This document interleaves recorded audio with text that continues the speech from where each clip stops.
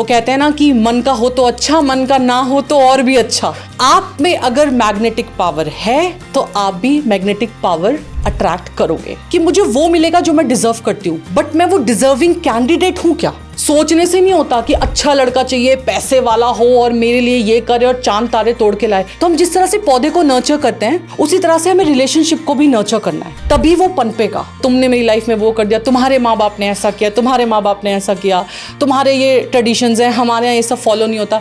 इन सब blame game की बजाय ना कुछ को माफ कर दो और कुछ से माफी मांग लो, ये जिंदगी बहुत आसान हो जाएगी। लॉ ऑफ अट्रैक्शन हम खुद आई थिंक पिछले 12-13 सालों से फॉलो कर रहे हैं। यस। काम करते करते हमें करीबन 16-17 साल हो गए हैं। करेक्ट है ना। ये जो भी हम जहाँ पर भी हम आज हैं, चाहे हमारे बहुत सारे यूट्यूब चैनल हुए या हमारा खुद का स्टेटस हुआ, चाहे फाइनेंशियल स्टेटस है, करेक्ट, चाहे health wise, correct, I think इसको वक्त लगा। यस। रातों रात नहीं हो गए, नहीं होता। और वो कंसिस्टेंट प्रैक्टिस है, वो कंसिस्टेंसी है 12-13 सालों की, तब जाकर हमने ये अचीव किया। और आपने सही बोला कि बहुत सही बात जो एक्चुअली में बहुत बड़ा सच है कि डेस्परेशन ये नेगेटिव इमोशन है। yes. तो अगर आप किसी चीज को भी जल्दी चाहते हो तो ये तो पॉजिटिविटी है ही नहीं, तो आप अट्रैक्ट कैसे करोगे इसको? करेक्ट। ये कितना इंपॉर्टेंट है ना कि और ये सब जानते हैं कि जितना बड़ा घर, जितनी ऊंची इमारत, उतना घेरे रूट्स, उतनी गहरी नींव। तो वो जो नींव है ना, वो हमारी प्रिपरेशन है। तो आसानी से कैसे हो जाएगा? घर बनने में वक्त लगता है, महल बनने में वक्त लगता है, म्यूजियम बनने में वक्त लगता है, टावर बनने में वक्त लगता है, तो सक्सेस में भी टाइम लगेगा ना। ये इंस्टेंट नूडल की तरह कैसे मिल सकते हैं? तो डिवाइन टाइमिंग के लिए आपका क्या सोचना है? आई am a hardcore believer in divine timing.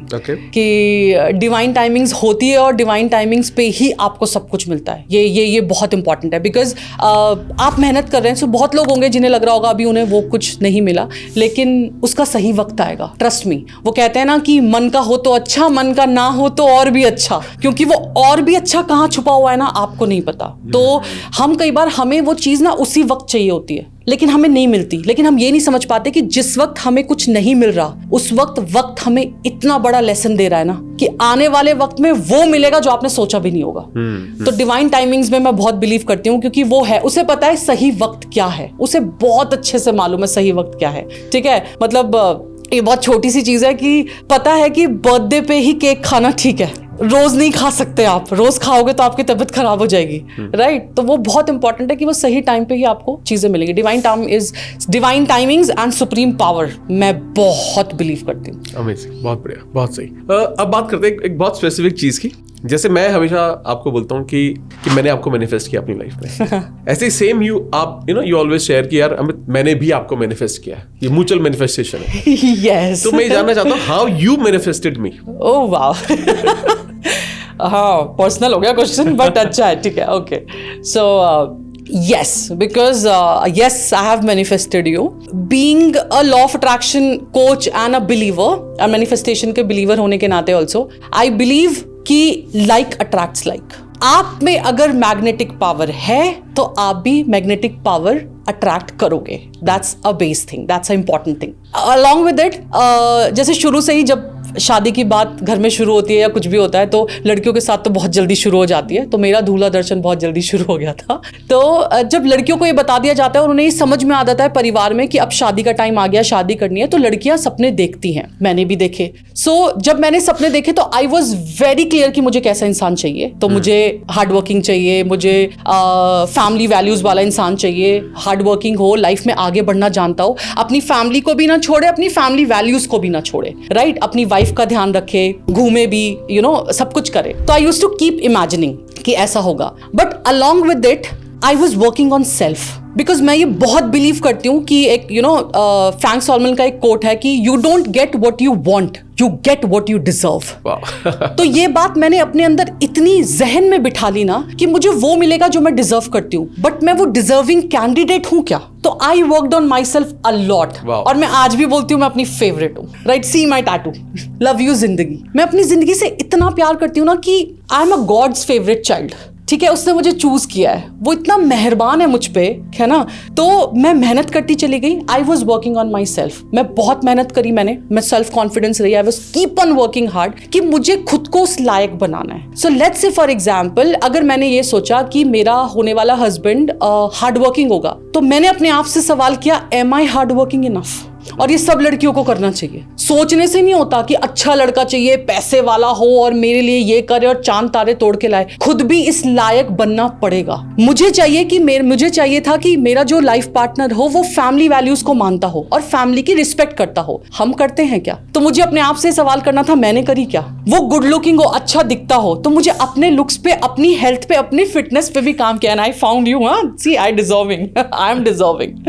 तो मैंने अपने ऊपर बहुत काम किया कि जो भी है, एंड मोस्ट इंपॉर्टेंट पार्ट, अपने आप को इस लायक बनाया। आज भी ये मेहनत कर रही हूँ कि खुदा ना खास्ता कल को कोई भी इमरजेंसी पड़ी और मुझे अपनी फैमिली को, अपने हस्बैंड को, हस्बैंड की फैमिली को जो कि अब मेरी है, और अपनी दूसरी फैमिली को भी अगर मुझे हेल्प करना पड़ा तो मैं करूंगी। मैं इस लायक हूँ आज, और मैं इसके लिए और मेहनत कर रही हूँ कि कुछ भी हो सकता है ना, मतलब you never know.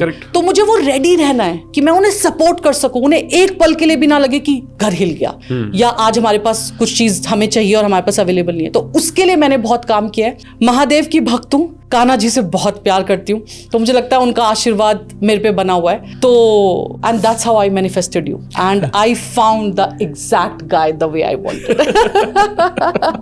This is good. ये पर्सनल हो गया, बट मैंने पहली बार ये शेयर किया है। बट यस, तो मेहनत बहुत जरूरी है, करते रहो अपने लिए। आप जैसे बहुत सारे लोगों से मिलते हो, बहुत सारे लोगों को हेल्प करते हो, तो रिलेशनशिप में कुछ और भी चीजें हैं जिस पर लोगों को ध्यान रखना चाहिए, या मैनिफेस्ट करने के लिए, या उसको बेहतरीन बनाने के लिए? ऐसी बहुत सारी चीजें हैं, बट मैं सिर्फ कुछ चीजें बोलना चाहूंगी जो रिलेशनशिप को लेके बहुत इंपॉर्टेंट है। कि एक तो रिलेशनशिप ये है कि आपको ना, you need to fall in love again and again with the same person. ठीक है, तो आपको एक ही इंसान से बार बार प्यार में पड़ना पड़ेगा, तो और ये इंपॉर्टेंट है। But most important part which I want to share is that for me relationship is like nurturing a plant. जब हम किसी पौधे को प्यार करते हैं, जब हम किसी पौधे को उगाते हैं, तो हम एक बीज डालते हैं। अब बीज डालने के बाद हम उसे खाद देते हैं, पानी देते हैं, सनलाइट देते हैं, शेड देते हैं। हर एक पौधे की रिक्वायरमेंट अलग है। सिमिलरली हर एक रिलेशनशिप की रिक्वायरमेंट अलग है। तो हम जिस तरह से पौधे को नर्चर करते हैं, तो जिस पौधे की जो भी रिक्वायरमेंट है हम उसे वो देते हैं, उसी तरह से हमें रिलेशनशिप को भी नर्चर करना है, तभी वो पनपेगा। तो पौधे से आप 4 दिन 5 दिन बात मत करो ना, वो मुरझा जाएगा। आप उसे पानी मत दो, वो मुरझा जाएगा। और आप उसको कुछ महीने छोड़ दो तो वो खत्म हो जाएगा। सिमिलरली विद द रिलेशनशिप, आपको रिलेशनशिप को भी इसी तरह से नर्चर करना पड़ेगा। एंड मोस्ट इंपॉर्टेंट पार्ट कि it's a life long process. ये शॉर्ट टर्म नहीं है कि रिलेशनशिप ना, शादी, वो आपने बहुत लोगों को सुना होगा, शादी से पहले तो मुझे बहुत फूल देते थे, अब नहीं देते, डेट पे ले जाते थे, अब नहीं ले जाते, है ना। और पहले तो बड़ा आई लव यू बोलते थे, अब नहीं बोलते। अभी भी बोलना पड़ेगा और ये जताना पड़ेगा। तो जो रिलेशनशिप है ना, ये लाइफ लॉन्ग प्रोसेस है। ये सिर्फ शॉर्ट टर्म नहीं है कि आज कर लिया और कल चला जाएगा। तो ये एक बहुत इंपॉर्टेंट पार्ट है। तो nurture your relationship like a plant. उसे पौधे की तरह प्यार करो। जिसे सनलाइट की जरूरत है उसे सनलाइट दो, जिसे शेड की जरूरत है उसे शेड दो। सेकेंड इज कि rather than playing a blame game कि तुमने ऐसा किया, तुमने वैसा किया, तुमने मेरी लाइफ में ये कर दिया, तुमने मेरी लाइफ में वो कर दिया, तुम्हारे माँ बाप ने ऐसा किया, तुम्हारे माँ बाप ने ऐसा किया, तुम्हारे ये ट्रेडिशंस हैं, हमारे यहाँ ये सब फॉलो नहीं होता। इन सब ब्लेम गेम की बजाय ना फॉरगिव करो, माफ करना सीखो। आज एक चीज समझ लो, कुछ को माफ कर दो और कुछ से माफी मांग लो, ये जिंदगी बहुत आसान हो जाएगी। बहुत आसान हो जाएगी। तो जो फॉरगिवनेस है ना, दिल से माफ करना, जब आप किसी को फॉरगिव कर देते हो, आपका वेट इतना हल्का हो जाता है ना, आपको लगता है आपने गंगा नहा लिया, राइट। तो या तो माफी मांग लो, अगर आपने कोई गलतियां करी हैं, उन गलतियों को लेके आगे मत बढ़ो। तो या तो माफी मांग लो या माफ कर दो और उसके बाद आगे बढ़ो। तो ये रिलेशनशिप में बहुत मायने रखता है।